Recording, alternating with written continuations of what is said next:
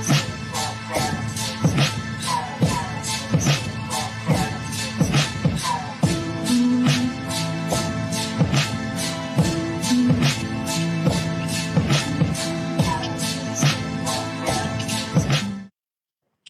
are y'all doing? Welcome back to another episode of Then and Now. We have another episode with our esteemed guests, the guys from the TBC podcast, Mr. Mike and Mr. Robert. How you doing today? We fine, man. I'm still living COVID free. Yeah, that's all we can ask for. My esteemed co-host, Mr. King of the Comics. How are you doing, sir? I'm good. How you doing, Brody? Hey, man, another day, another dollar. Just working through it, man. Right so today, for another topic we have, I was really excited about this one in particular. We have representation. What was your first time seeing someone that looked like you in the media you enjoy? I guess we'll kick this one off. I want to start with Mr. Old Head, Mr. Robert. We said we catch you last time. I'm going to start with you first. All right. First representation. I would have to go back. Like, I'm not even going to go to like movie stars or whatever being as far as first Black representation. I'm gonna take it to a cartoon. Okay. It was Fat Albert,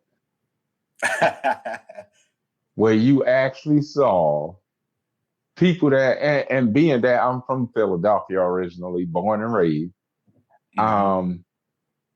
you see the characters that he came up with, and they were all from Philadelphia. So that was pretty cool right there. It was cool to have a Black show, even though it wasn't your regular, your regular sitcom or anything, but the cartoon represented my neighborhood, the area that I grew up in and everything. And it was cool seeing that instead of a whole bunch of stuff like Mickey Mouse Club where it was all white and, you just saw, they did have diversity inside of that cartoon on top of that. Plus it was educational and everything. So it was it. You learned a lot from that cartoon, and it was wild. It was wild. Then you had a few that came up like the Harlem Globetrotters and stuff like that. They started putting it on there instead of seeing Scooby-Doo and the Flintstones and everything, which was predominantly white and stuff, man. It was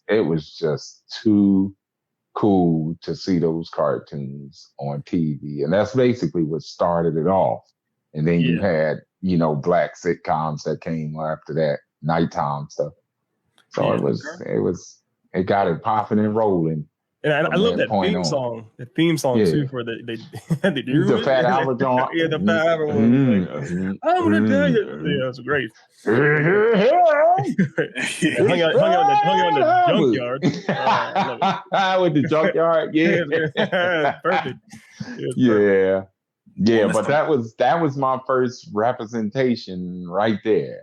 After that, it wasn't like I didn't look at any of the white sitcoms or whatever, but you had, you had just stuff that came up, and then it was like Good Times and, the Jeffersons showing you how you could live.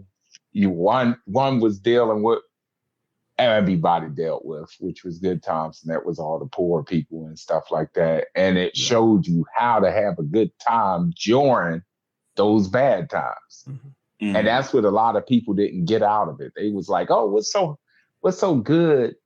How do you feel good about being poor? It wasn't the point of being poor.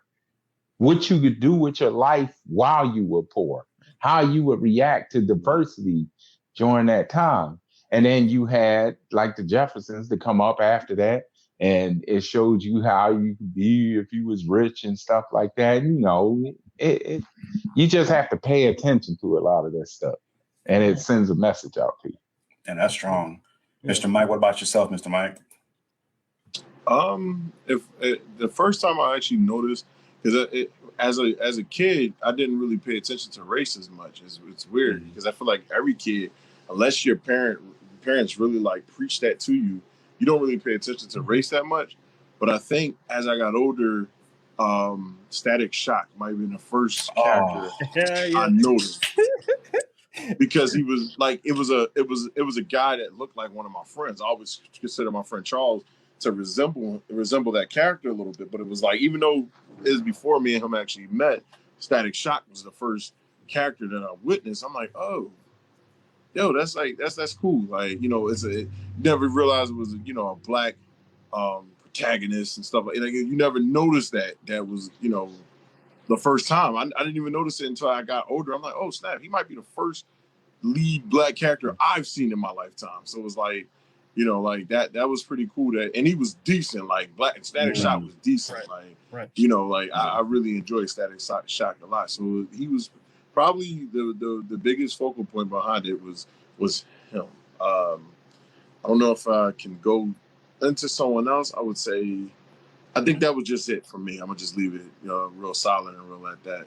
But what's cool about that, Mike, is how you saw Charlie's reaction when you said Static Shock, and then you saw my reaction to his reaction, because I know he was waiting to use that. I know I wasn't actually. Oh man, really? Static Shock. That was number 2 on my list. We had an episode where we talked about Static, and I told him I grew up around like the ends of like Blockbuster when I was a thing. And I vividly remember me and my brother would always go into Blockbuster with my mom. We get 2 things. We get the first season of Static Shock, and we get the animated Doctor Strange movie.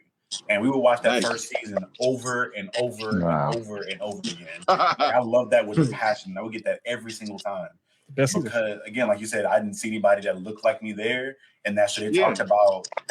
They talked about things like there's an episode where Richie's dad was racist, and he went into that whole like dichotomy of like what's it like having a white friend. Because especially for me, I went to predominantly white schools. I didn't have an exact experience with that, but I was like, if I encounter something like this, I have an idea what it would look like. It taught me a lot of stuff growing up. So I love that show with the passion. I hope they bring that back. I want a movie. I want Static to be in the DC universe at some point, but. Supposedly, I thought Michael B. Jordan was involved with them trying to make a movie, a feature film with that.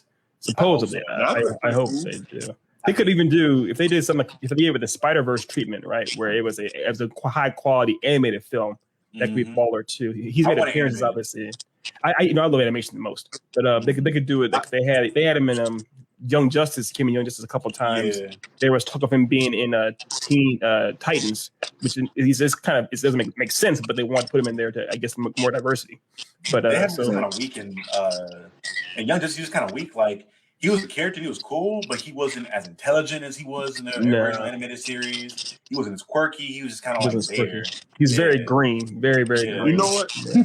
You know something? I'll leave it at this and give you guys the floor because we ain't got that much time for me. But I did, but I didn't, and I don't want to rain on Zach from Power Rangers Parade as far as that, because he, you know, is a kind of character. Yeah. But I hated the fact that he was the Black Ranger on top of being the Ranger that was supposed to be hip hop. And I'm gonna show y'all my dance moves, or I'm gonna start doing this, and you know, I pop lock and I do that. I didn't like that. As I go on, I'm realizing I'm like, I didn't like that, because it's like you like, okay, that's the Black Ranger. This is a black guy. Yeah. He's going to do black things. So like, it's more stereotypical problems and whatever the case is. And I didn't like that too much. I don't know why. He could have been a Blue Ranger and did that, like like they did in the new Power Rangers. They did later on.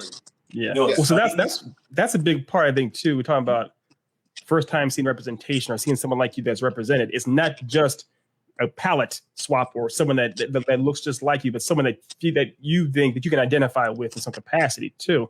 So for me, I definitely love Static Shock, but he was a little bit later on. And I love watching Axel Foley in Beverly Hills Cop when I was a kid. But I remember as a kid who I actually did identify with as being a minority that was a kid that was kind of like I would be quirky, was actually Data in the Goonies.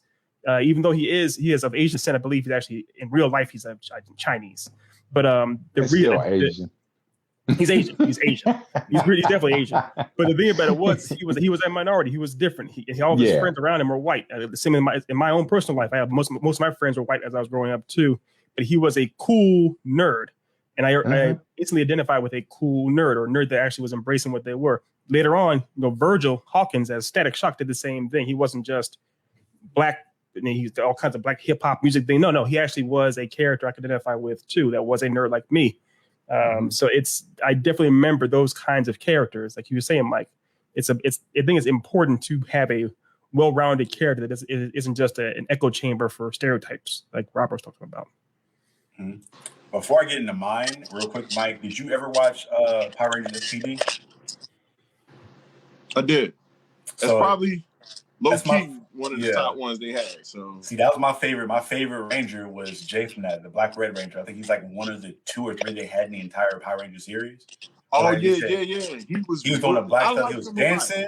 He was dancing. He was listening to music, but he was the leader. He was a leader. Like, that's why I was like, hell, leader. Yeah, he was because I remember they went from that to Lost Galaxy. I think that's where they transitioned to. Was he? That was Mystic Force. No.